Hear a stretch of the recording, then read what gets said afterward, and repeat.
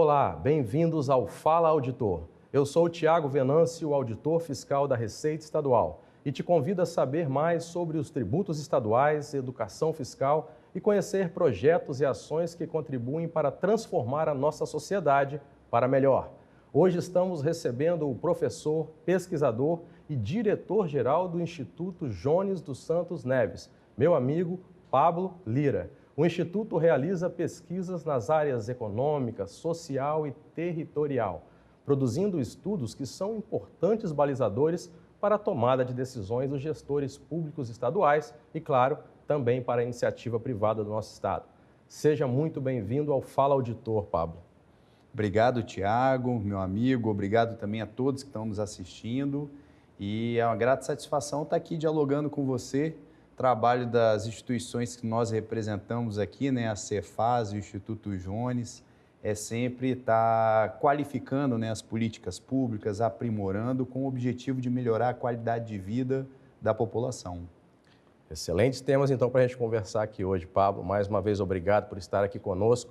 Bom, vamos começar entendendo um pouquinho melhor como se dá essa rica produção de dados lá no Instituto Jones e como que esses dados, Pablo, eles podem contribuir, né, na tomada de decisões aqui no nosso Estado, em estratégias, de modo que a gente possa ter um crescimento econômico e social cada vez mais sólido aqui no Espírito Santo. Eu tenho a grata satisfação, Tiago, de estar aí com 15 anos, né, de experiência aí no Instituto Jones dos Santos Neves, como servidor da carreira de especialista em políticas públicas e gestão governamental, EPPGG.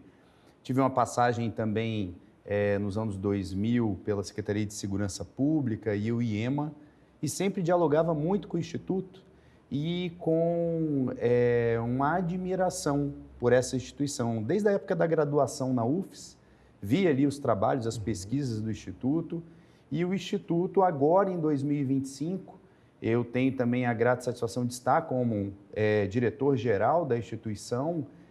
Nós vamos completar em 2025 50 anos de história desse instituto que leva o nome do nosso governador Jones dos Santos Neves, governador ali na primeira metade do século XX aqui no estado. Foi um governador desenvolvimentista e também pautou muitas suas ações ali para a prosperidade social e econômica do estado do Espírito Santo, e é o nosso patrono do Instituto Jones dos Santos Neves, que é uma espécie de IBGE e IPEA do Estado do Espírito Santo. Poucas unidades da federação contam com uma instituição tão forte e rica em produção científica para subsidiar políticas públicas como o Estado do Espírito Santo. E as 5 áreas principais de trabalho lá do Instituto Jones, que é o nosso core business, é economia. Nós realizamos o cálculo oficial do PIB do Estado do Espírito Santo e outras pesquisas, dados sociais, calculamos a taxa de pobreza, extrema pobreza para o Brasil todo, não só para o Espírito Santo, é uma pesquisa de repercussão nacional, estudos territoriais, os estudos na área do planejamento urbano, metropolitano, e também a estatística e geotecnologias. Mas o trabalho do Instituto vai muito além. Nesses últimos anos, estamos com parceria com os municípios do estado, através da Amunis, e também reforçando a parceria com todas as secretarias do governo do estado, autarquias, Tribunal de Contas, Ministério Público, parcerias com o Legislativo também. Fizemos um trabalho muito bacana aí com a Escola do Legislativo no último ano, através dos Objetivos do Desenvolvimento Sustentável, e também o nosso judiciário aqui do estado. Bacana, Pablo. E você mencionou aí há pouco o PIB, né, que também é controlado ali por vocês, né, vocês acompanham esses dados. E o Produto Interno Bruto aqui do nosso estado, né, de acordo com os últimos números que foram divulgados recentemente, estão crescendo acima da média nacional. Sim. Em todos os parâmetros de comparação, é correto isso? Isso. Inclusive, esse produto, né, do cálculo do PIB oficial do Brasil, a gente integra uma rede nacional de pesquisa do IBGE, que é a das contas regionais, onde a gente consegue calcular os dados oficiais do PIB. E temos a parceria com a Cefaz também nesse cálculo. Sim. Secretário Benício, o subsecretário Tiago, todo o time lá da Cefaz também colaborando junto com o Instituto para produzir essas informações que trazem um retrato, um diagnóstico da economia do Estado do Espírito Santo. E os dados mais recentes, Tiago, como você apontou, destacam o Estado do Espírito Santo com um crescimento até setembro de 2024, um crescimento de 4,1% a economia do Estado, enquanto a média nacional está em 3,1%, dado anualizado. Se o ano acabasse ali em setembro, o acumulado de 12 meses, o Espírito Santo fecharia com um crescimento acima da média nacional. Esse desempenho está sendo ocasionado graças ao cenário que a gente tem aqui no Estado, de equilíbrio das contas públicas, desde a primeira gestão do governador Casagrande, que é uma premissa aqui no nosso Estado, né? A gente manter o equilíbrio, a boa gestão das contas públicas, nota A na Secretaria do Tesouro, no indicador de capacidade de pagamento, desde 2012, e agora no último ano, nota A+, com qualidade nos indicadores e nas informações da Secretaria do Tesouro Nacional. Esse ambiente de equilíbrio das contas públicas possibilita também, num ambiente de organização da gestão pública estadual, o governo do Estado, através do nosso governador Renato Casagrande e o vice-governador Ricardo Ferraz, dialogar com todos os setores produtivos e com 78 municípios do Estado. É um ambiente favorável para o crescimento econômico, geração de emprego, aumento da renda também e o desenvolvimento do nosso Estado que a gente está vendo se destacando no Brasil. Mais um índice importante, né, de destaque aqui para o Espírito Santo. Eu sou servidor público desde 2002, efetivo, e lá traz tantas notícias ruins. Como é bom acompanhar aí nesses 22 anos essa evolução. E acompanhando isso, Pablo, a gente tem números de melhor qualidade de vida, diminuição no número de homicídios, tudo isso que você tem falado até aqui na nossa conversa. Você acredita que esses números eles podem seguir crescendo, podem se tornar duradouros? Quais são os desafios para a gente permanecer nesse bom caminho? Sim, a postura republicana e democrática do governo Casagrande, que a gente vê agora, é desenvolver políticas não de governo, mas políticas de Estado. O exemplo que a gente falou agora do equilíbrio das contas públicas já virou um exemplo de política de Estado. A gente tem que se manter vigilante enquanto capixabas, as nossas lideranças, para evitar que possíveis aventureiros possam desconstruir essa construção coletiva aí das últimas décadas. Você falava agora há pouco sobre o ingresso aí no serviço público. A gente é contemporâneo, Tiago. Eu comecei a trabalhar no serviço público em 2000. Era estudante de graduação na UFES e fui professor DT na SEDU. Legal. E aí, depois do primeiro mês trabalhado, eu falei, vou receber meu salário. Eu descobri que era atrasado de 3 meses, né? Então, olha o exemplo que o Espírito Santo dá para o Brasil e para os outros estados. Nessas últimas décadas, se consolidou aí como um Estado equilibrado, pagando em dia os servidores, a questão dos fornecedores também. Isso gera uma ambiência, uma segurança para atrair investimentos. Inclusive, lá no Instituto, a gente faz o monitoramento dos investimentos anunciados. Até 2028, estão previstos para acontecer no território capixaba mais de 97 bilhões de reais. Isso, traduzindo para a população, é mais oportunidade de emprego, de renda, políticas públicas estruturais, como o Programa Estado Presente. Naquele período ali de 2000 até 2009, o Espírito Santo observou uma crescente das taxas de homicídios. Chegamos a uma taxa de homicídio que foi recorde histórico em 2009, 58 homicídios por 100 mil habitantes. Graças a políticas públicas de Estado, como o Programa Estado Presente, estamos para fechar 2004 com uma taxa que é a menor desde 1987. 21 homicídios por 100 mil habitantes. É uma taxa ainda alta, mas mostra que essa tendência de melhoria, de redução da violência, tende a permanecer ao longo dos próximos anos. Bacana. Muito conteúdo importante. Sim. Obrigado, Pablo, por estar compartilhando isso aqui conosco.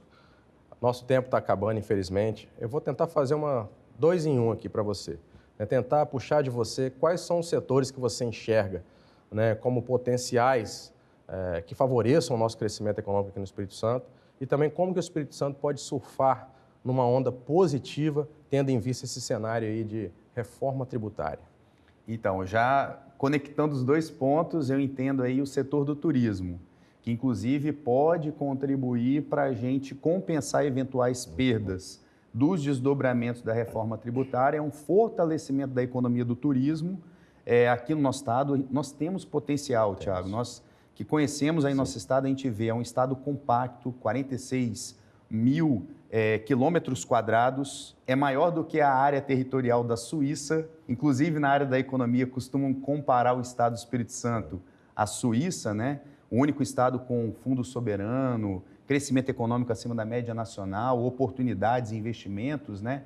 Mas nesse território de 46 mil quilômetros quadrados, a gente tem uma diversidade, uma pluralidade de potencialidades econômicas que pode ser uma saída importante para a gente compensar as perdas ali, eventuais perdas do desdobramento da reforma tributária. E aí a gente vê nesse território um turista que chega no nosso estado pelo aeroporto de Vitória, ou pelas rodovias, pela estrada de ferro Vitória-Minas, que é um importante ativo da logística do estado, pode ir para Guarapari no período da manhã, pegar uma praia lá em Guarapari, desfrutar uma moqueca na hora do almoço e em menos de 2 horas finalizar o dia com um café colonial ali em Domingos Martins, venda nova do imigrante. Qual o estado da federação que oferece essa potencialidade aí para o turista? Isso sem falar das dunas de Itaúnas, a questão religiosa também do nosso estado, né? O santuário lá de Anchieta, turismo de montanhas, entre outras diversidades. O Buda, em Ibiraçu. Ibiraçu, isso. Então, a gente tem vários ativos aqui que dá para a gente escalonar um crescimento exponencial do nosso turismo. E, além do turismo, a gente não pode deixar de lembrar um setor muito promissor aqui no estado, no campo das novas tecnologias. Temos um ecossistema de inovação pulsante no estado, a mobilização capixaba pela inovação, os ambientes de inovação que estão em profusão aqui no estado nos últimos 5 anos, FindesLab, a gente vê o VV Highline, o Hub ES+, esses espaços aí a gente tem como fortalecer o ecossistema de inovação, gerando oportunidade de riqueza, de renda, de mercado de trabalho, principalmente para a juventude que está conectada com a economia criativa no século XXI. São 2 setores que eu entendo assim que são chaves, além dos setores tradicionais, né, econômicos que a gente tem aqui, a indústria, a logística, a plataforma logística, mas que agora no caminhar para se aproximando da década aí de 30, o Espírito Santo tem um potencial muito forte de fazer a diferença. Bom, obrigado, Pablo, meu amigo, mais uma vez por estar aqui conosco. Excelente. Recentemente eu vi uma entrevista sua em que você diz que o Espírito Santo é um estado luz no Brasil. E eu acho que essa frase resume bem os que os dados têm mostrado ultimamente. Não é um achismo, são números concretos que mostram que o nosso estado é de fato um ponto fora da curva no cenário nacional. Mais uma vez, obrigado por participar do programa conosco. São tantas questões, tantos assuntos que eu acho que vamos precisar de um próximo programa. O cara ainda é músico, palestrante, tem várias coisas para a gente conversar aqui. A caneca é um presente para você do Fala Auditor. Obrigado, agradeço aí, Thiago. Parabenizo o trabalho seu lá na Cefaz e todo o time da Cefaz, o Instituto Jones aí, um parceiro e entusiasta da gente colocar em prática a boa política pública para fazer uma transformação para melhor na vida dos capixabas. Estamos juntos nessa missão, meu amigo. Estamos juntos, Pablo. Vocês que estão aí, continuem ligados, pois no quadro Receita em Forma de hoje, teremos informações importantes sobre como se cadastrar no programa Nota Premiada Capixaba. Até o próximo Fala Auditor, um grande abraço a todos. Isso mesmo, Thiago. Se você está perdendo a chance de participar do Nota Premiada Capixaba e concorrer automaticamente a prêmios mensais de até R$25 mil, porque tem dúvidas sobre como se cadastrar, anota essa dica. A Receita Estadual disponibilizou o atendimento online por chat no site do programa para facilitar o atendimento ao cidadão e esclarecer dúvidas de forma rápida e personalizada. Para utilizar o serviço, basta acessar o site notapremiadacapixaba.es.gov.br, selecionar o tema de interesse e consultar o resumo sobre o assunto. Caso a dúvida persista, é só falar diretamente com um atendente em tempo real. Fácil, né? Corre lá no site porque tem sorteios de prêmios todos os meses. E continue ligado no Fala Auditor para mais dicas. Tchau, tchau, até a próxima!